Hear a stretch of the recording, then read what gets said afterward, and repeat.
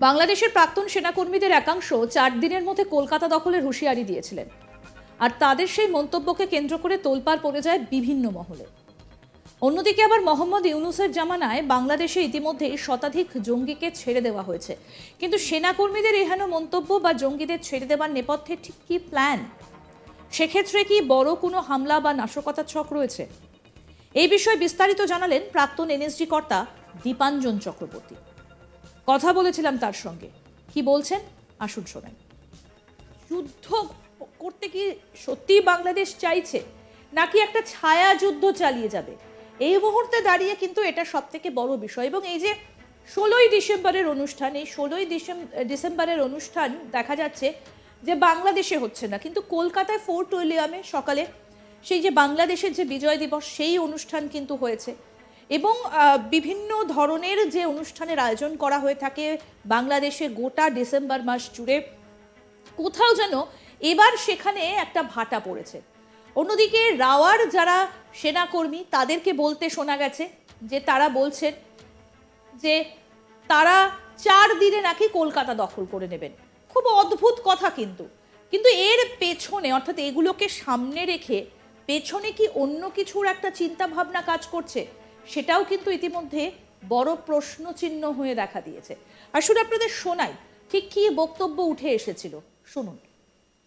ভারত তো দূরের কথা, আমেরিকা আমাদের সাথে টিকবে না ইনশাআল্লাহ। আমরা বলতেছি 4 দিনের মধ্যে আমরা কলকাতা দখল করে নেব ইনশাআল্লাহ। আমরা দখল করে নেব আসাম দখল। সামরিক বাহিনী, ছাত্র জনতা, আমরা একত্রে আছি। আমরা রাওয়ার পাঁচ। দীপাঞ্জন বাবু, আপনি যে কথাটা বলছিলেন আমরা একটু শোনালাম দর্শকদের, যে 4 দিনের মধ্যে কলকাতা দখল করে নেব।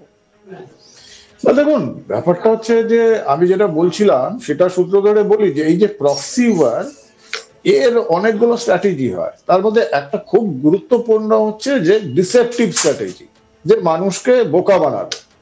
এখন বাংলাদেশ থেকে যে যুদ্ধের হাওয়া তোলা হচ্ছে, দুটো কারণ। এক, বাংলাদেশের মানুষ তারা কিন্তু এখনো কনফিউজ, তারা ভেবে পাচ্ছে না যে আমরা রোজগারের ভাত ডালের ব্যবস্থা করতে পারবো না ভারতের মতো একটা বৃহৎ শক্তির সঙ্গে না যুদ্ধে লিপ্ত হবে।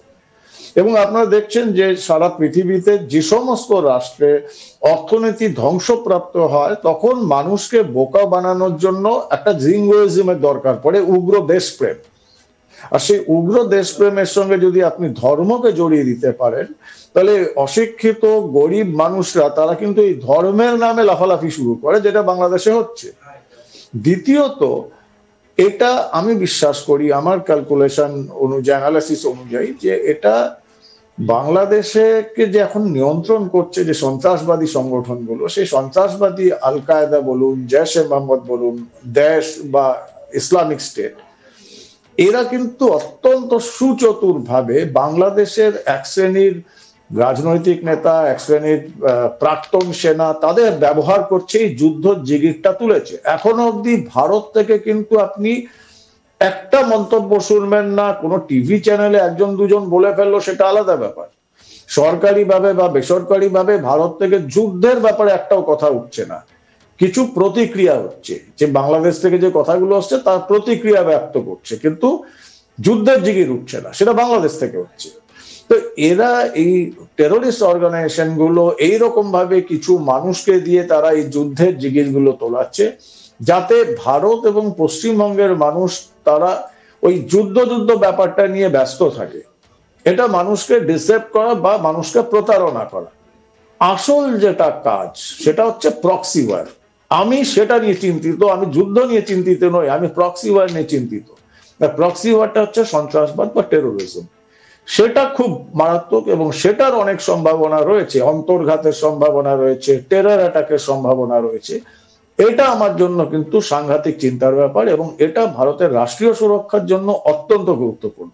আমি জানি এরা কি মারাত্মক হতে পারে। আমরা এই জায়গাটাতেই স্যার একটু আসতে চাইবো, যে তাহলে কি প্ল্যান অন্য কিছু, কোনো জিহাদি পরিকল্পনা কি এর পেছনে কাজ করছে? কারণ যেভাবে বাংলাদেশ জেল থেকে একের পর এক জঙ্গি কার্যকলাপে যুক্ত থাকা যাদেরকে মুক্তি দিয়ে দেওয়া হয়েছে, সেই জায়গায় দাঁড়িয়ে কি অন্য কোনো প্ল্যান, এবং এর পেছনে কি পাকিস্তান, সেই আলোচনার দিকে এবার নজর দেব।